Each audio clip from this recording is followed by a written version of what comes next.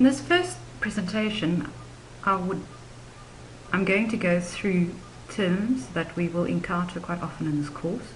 We're going to look at the terms state, society, law, and then ultimately we're going to try and figure out why is it important for us to know what these terms mean in the legal context and how they relate to this course.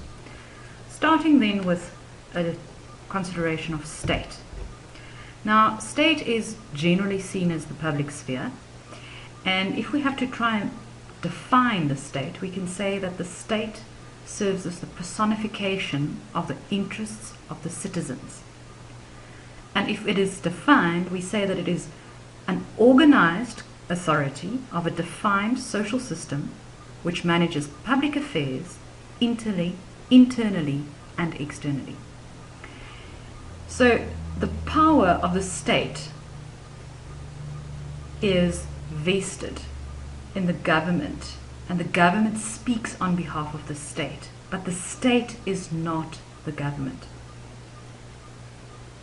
Take note, state and government are not synonymous. The government is one of the actors within the state. The state consists of different institutions, and these institutions perform a variety of functions.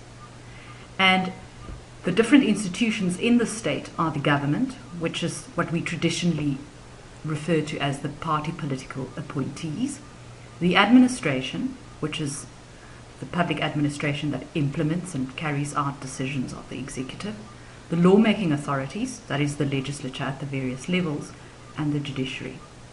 Now, what one has to bear in mind within any particular public organized community, that there are continuous power shifts.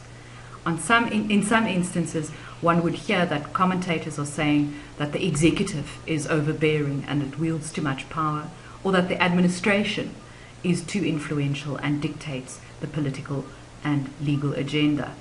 Now, recently in South Africa, there's been lots of comments about the judiciary gaining too much influence and involving itself in public affairs. But what we have to bear in mind is that power is not static. It changes and shifts continuously in any political system.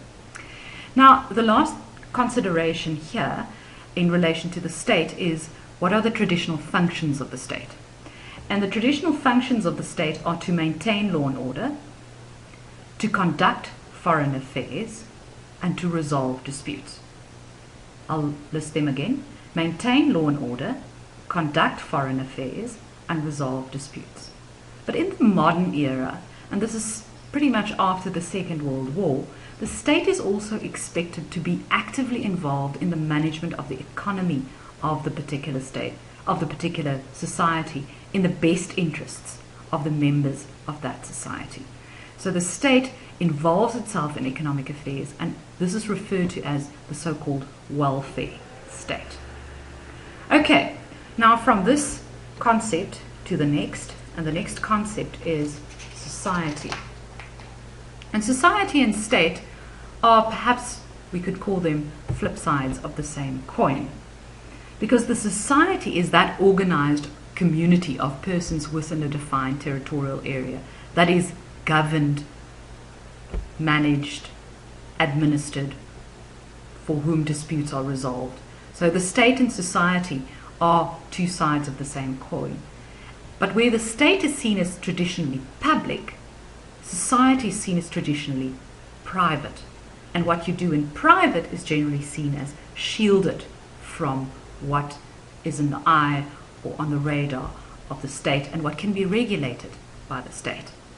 But, and this is like with any other thing or general rules, this has shifted because neither of these are static concepts, and the distinction between what is public, in other words, what is the concern of the greater community and the interests of the citizens at large, and what is private, that which is in your own sphere of influence, that has become far more blurred in the modern state.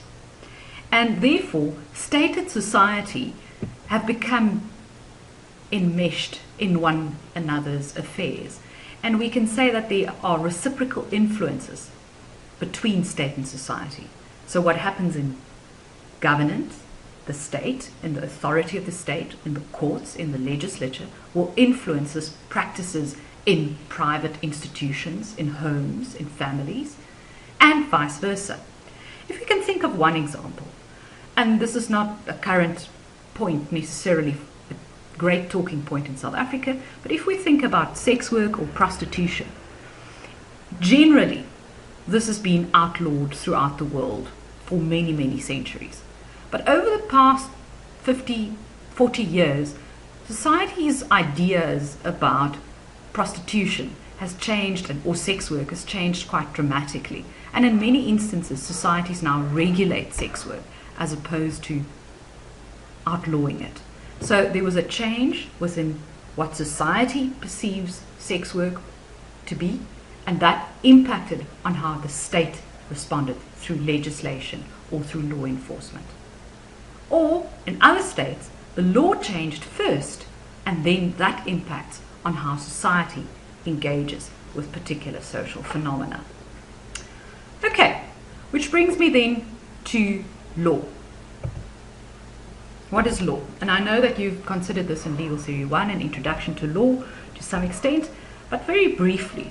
For our purposes, law is a normative system. Now, what is a normative system? A normative system is a system that sets rules, a system that prescribes. This is the standard that you have to meet. But it also describes and creates organs of state and institutions, and it fulfills a whole lot of functions. But in its description, it is not prescriptive. So the prescription and the description go together in the system of law. Now, for our purposes, it is important to distinguish between what is traditionally seen as private law and what is seen as public law. And I think you have touched on this, but let's just recap. Which relationships are regulated by private law and which relationships are regulated by public law? Now, private law is that part of the law that regulates relationships between individuals. In other words, none of the people or none of the parties to that particular relationship acts with state authority. I conclude a contract with you. That is regulated by the law of contract. The law of contract forms part of private law. But public law is that branch of the law that regulates relationships between an institution, an institution acting with state authority and another state authority institution, or this authority acting with state, institution acting with state authority and an individual. So in other words, where you have any involvement of state authority and acting with state authority in one of the parties to a relationship, we are dealing with public law. And part of public law is, for example, criminal law, because there's a relationship between an institution acting with state authority, that is the police, and the courts, and an individual. Human rights, similarly, part of public law, and very importantly, constitutional law, because human rights is a branch of constitutional law. So public law, broadly speaking, legitimizes the state, it regulates society, and for our purposes, very importantly, it controls and limits state power. Okay, so why are we bothering with state, society, and law? What is the definition of constitutional law? In the first lecture, we started with saying that constitutional law is that part of the law that regulates relationships between organs of state and between individuals and organs of state. So these questions or these definitions regarding state, and that the state consists of institutions, and that the executive, the legislature, the judiciary, the public administration are actors within this broad field of law that we are considering is very important. And what is regulated, and by what is it regulated? And I hope that you can see that these foundational concepts are quite important to our understanding of what constitutional law is about and what we are going to explore in this course. If you have any further questions, you can pose these questions at our next lecture. Thank you.